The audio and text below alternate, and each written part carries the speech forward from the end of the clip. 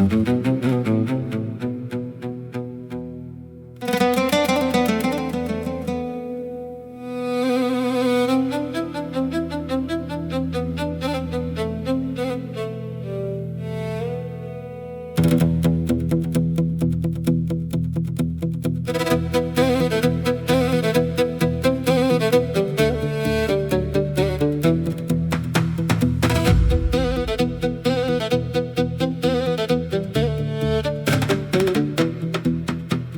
zoru što je slutnju nosila, grad je tiho disao pod prijetnjom mraka.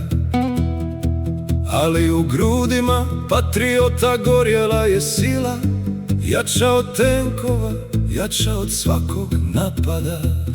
Nosili su ljubav Bosne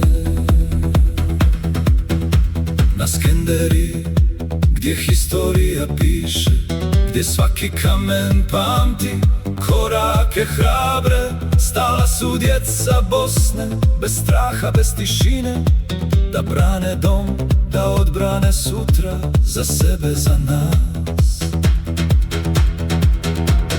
Gorjeli tramvaji, nebo bez boje, dim je prekrio ulice, Korana otvorena, ali srce Sarajeva nije reklo dosta je već. Ovo je zemlja i bit će odbranjena. Granata pade, ali volja ne kleknu, snajper šaptao smrt sa visina, al narod što slobodu srcem je steko, voli svoju Bosnu.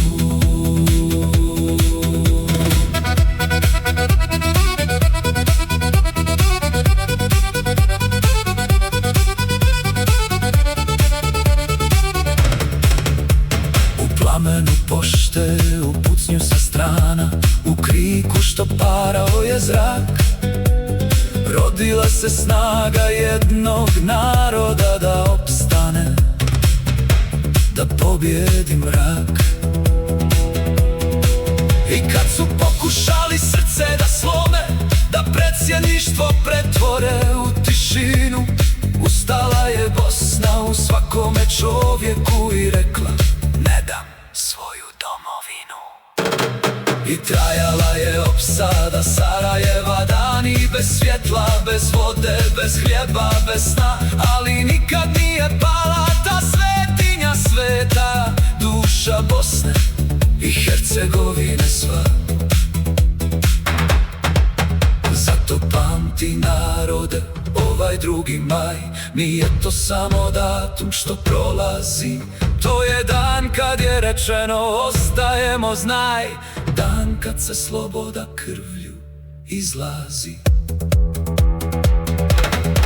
Jer 2. maj nije samo bitka bila, to je zavjet što kroz vrijeme traje, dok ima srca što Bosnu voli silno, nikad neće pasti Sarajevo, jer Bosna živi za svoje ideale.